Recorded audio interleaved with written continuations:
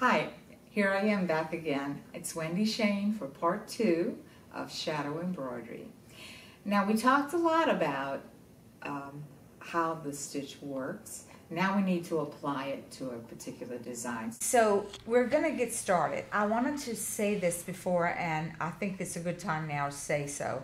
But shadow work, the most important part about it is you have to have fabric that's semi-sheer. You don't want too heavy of a fabric because you won't be able to see your stitches beneath. So I have a piece of fabric, a plain cotton piece of fabric. It can be any fabric as long as you can see your hand through it slightly. And here's the design that I want to use. Now, this design is the perfect example of a simple geometric shape, a series of shapes or a group of shapes. Now, if you would envision this design and turn each section of the design into the nearest geometric shape, you'll notice over here I have the head as a circle, the beak or the bill rather as almost like a marquise shape, rectangles, rectangles, rectangles, diamonds, and ovals. Those are the rules we're going to follow when we approach the design. So let's go ahead and get started. Now, here I have my simple design, and I want to make sure that I have it centered and on grain on my fabric. So let's talk now about how we'll go ahead and go about hooping up the design. So I've transferred it here in a good size, not so big as the other. It's still pretty large. You'd never want to do anything this big. But anyway, let me show you the difference with the hoops. There's a couple of different types of hoops I like. This one is the wrong hoop. It never gets tight enough. It's actually designed for machine work. So do not use this hoop at all. The hoop you have should have at least a tightening element on it somewhere. Usually, if you have a wooden hoop, it's just a screw with a nut attachment over here.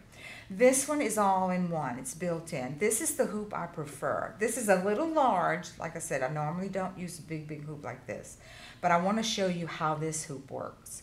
This hoop is distinguishable because of the lip around the edge.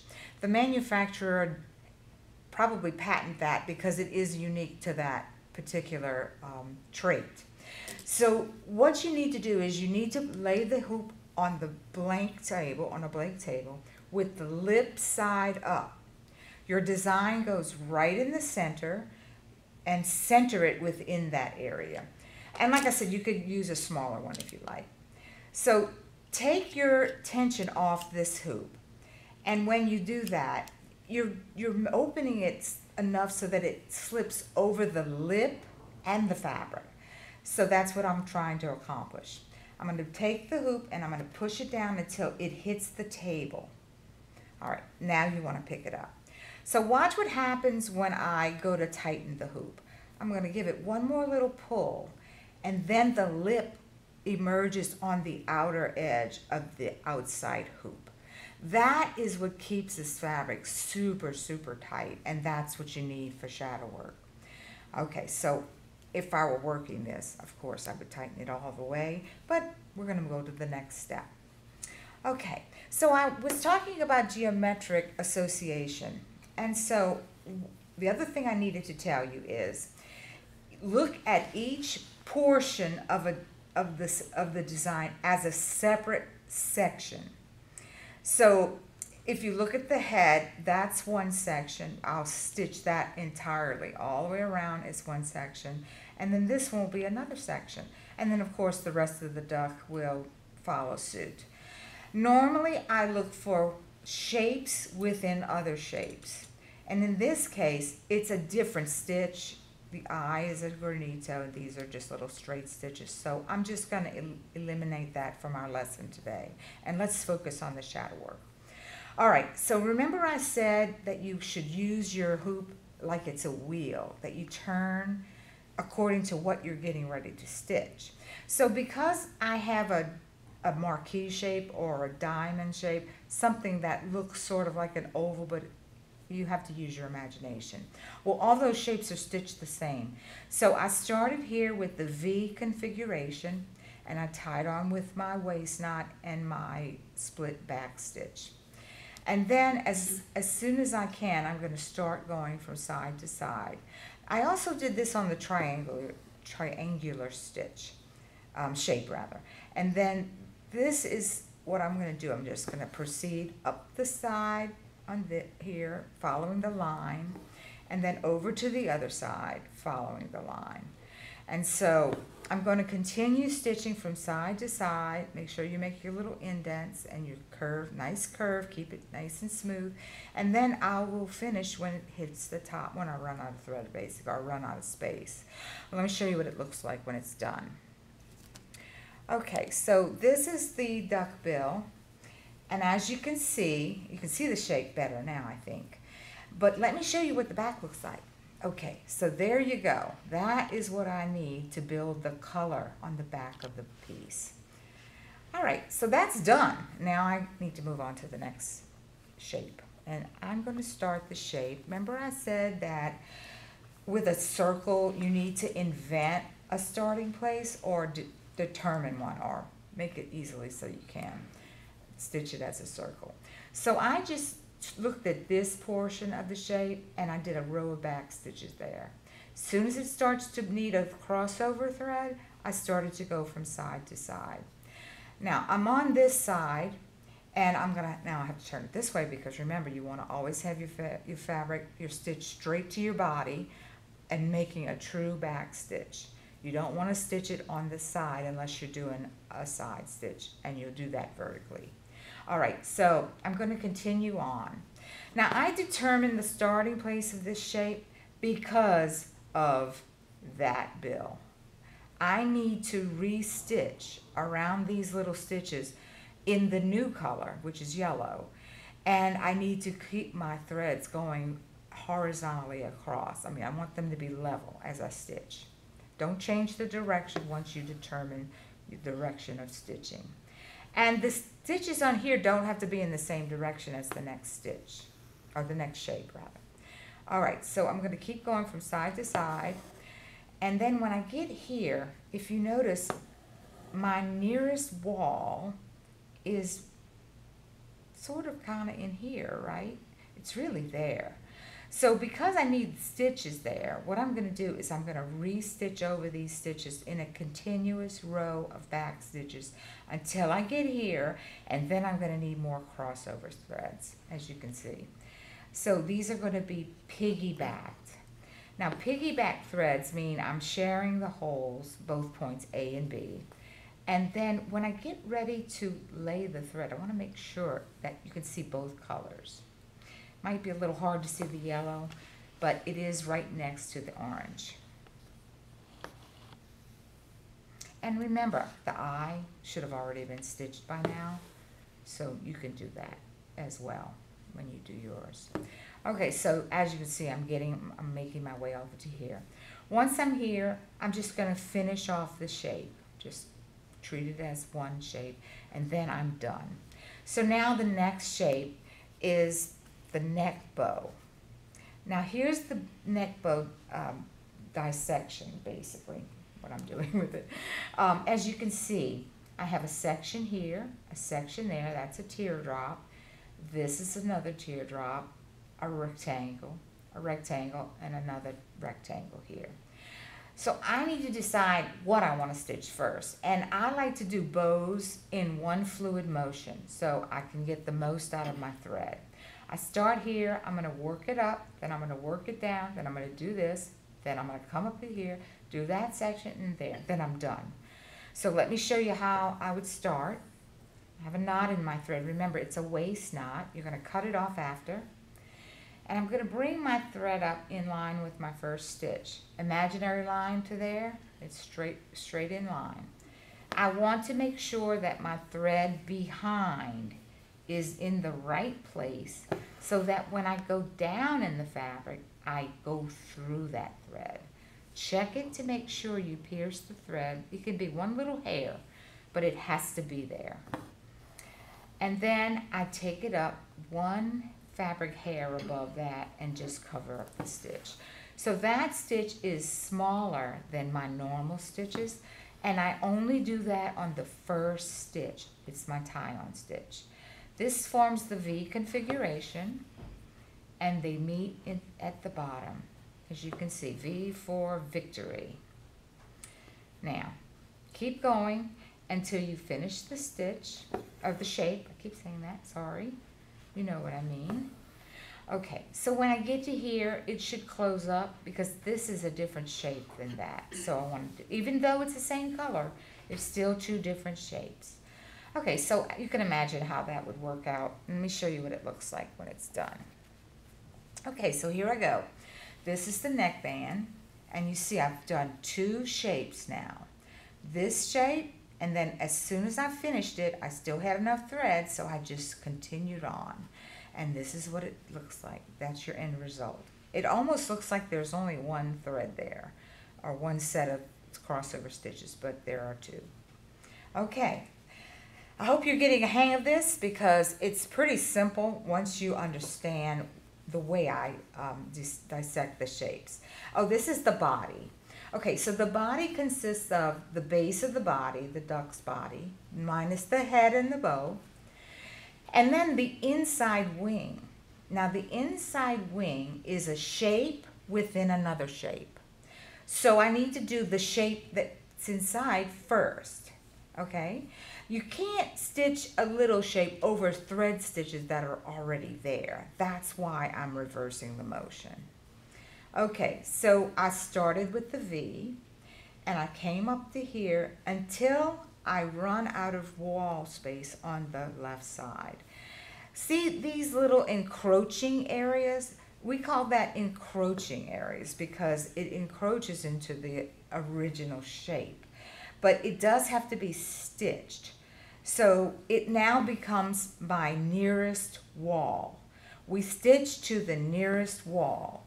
In other words, if it wasn't there, I wouldn't stop here. I would go all the way to the edge. But because it's there, I'm going to stitch from there to there now. Okay, I hope that demystifies a little bit better about what to do with those little lines.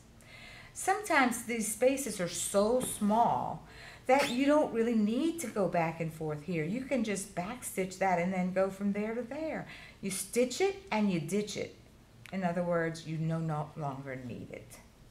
Okay, so I'll finish this out, and then when I reach the end here, I'll go back down to here and pick up on my threads so that I can stitch from here to there.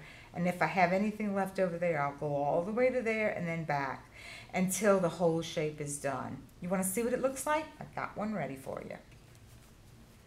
Okay, that's the duck wing. It's really simple if you think about it this way.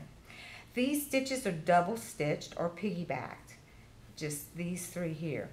They're piggybacked on top of each other because they are the same color. If they were two different colors, such as the one I did before on the head, they would be side by side. They are both sharing the same entry points, A and B.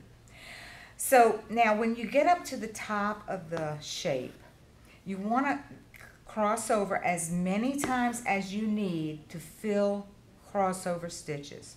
If you don't do this, then you wind up with a voided area where there's no coloration. So I always check. I've been doing this a long time and I still have to check myself. So check yourself, turn it around, and look to see if you need another crossover stitch. And I do need one. So I'm going to put that last one in, which is going to be on this side, in the same hole. Make sure you get your holes lined up because we don't want any open places in between the stitches. Okay, so now I'm going to just close it in, and I'll prove it to you by showing you the back. See, I don't need any more crossover stitches. If you do keep doing that, you wind up with a big old wad of thread going across, and that just looks terrible on the back. And I don't know if you all know this, but the back needs to be as pretty as the front. Okay, so when I get to here, I haven't shown you how to tie off yet.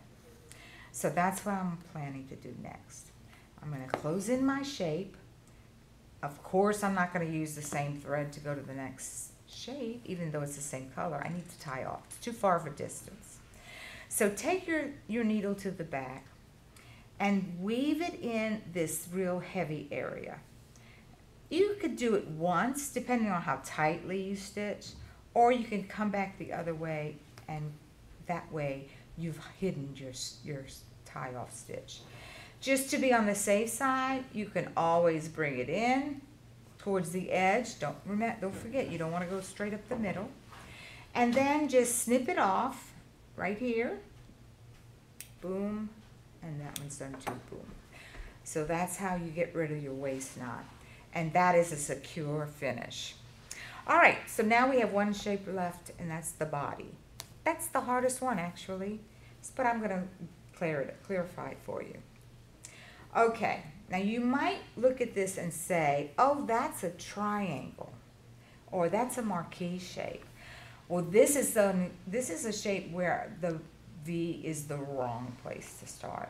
If I started my stitches here in the V, I would have this awkward long stitch going across there when I got to here. We're going to stitch this, stitch it, and ditch it. Remember that. We don't need it anymore. It's going to be in the front of our work. We're focusing on the back of the duck, okay? So let's see what happens when we get going. Pretend as though I did the split stitch, because I really didn't, but you know how to do that. Now I hope you know how to do that. All right, so I'm going to stitch in a straight line. I'm decided to stitch this as a rectangle, okay? A lot of times these interfering lines also make my judgment call for me. But before I ever put a stitch in the fabric, I usually do a mock stitch just to see where my route is going to bring me. So remember, you want to establish your direction and never change. So as an example, you wouldn't stop here and then come back and do this one. You have to keep it in the same direction, just as though it were a true rectangle. Just pretend like all those edges are flat and square, but they aren't. So pretty shadow work, or the prettiest shadow work, let's say, usually is very smooth as it goes around. You don't want a jagged line. And that's because you need a point in your needle instead of a tapestry needle. If you use a tapestry needle has a blunt tip, and the blunt tip will only go in between the fabric grains, the threads. With a point, you can actually pierce through a fabric thread and get it exactly where you want it. And I'm all about being precise with this. So, saying that, I know you're just beginning, but remember, you want to make it as nice as possible. And if you find flaws in it, don't worry. The next time you do a project, it'll be so much better. You won't believe it. Okay, so I'm going to keep going, go on and on and on until I get to the end. I have another hoop to show you, which brings it a little bit farther. Okay, so here we are. The magic of television, or video rather. I'm going to show you what has happened. I've treated this as though it was just my left wall. That would be my left wall. All right, so let me show you the back. So you see what's happening here? I am stitching behind the wing. That's why it doesn't matter that it's already there. You need to just forget about it. And then this way, I know I'm going to have a nice, even coverage of threads on the back. Okay, having said that, we're probably going to wind up ending with a row of back stitches here to close in the shape. I doubt very seriously if it's going to make that turn. We don't really want it to. We want to keep it straight across. And if you notice, I'm not making my stitches longer and shorter or varying them in any way. They're all the same length. And that's because of the secret of that back stitch, that I can get away with that. So let me show you my finished piece. You'll notice on my finished duck, I have the eye in place. This is the whole personality of the piece, the little eye. And he looks realistic, but he still looks childlike, and that's really what we want. I also brought the finished design on an actual garment. This is a little baby diaper shirt, and the little ducky is right in front in the area of prominence. And this is appropriate for just about any type of baby. So I really hope you have the opportunity to try shadow work. You're going to love it. And we'll see you next time.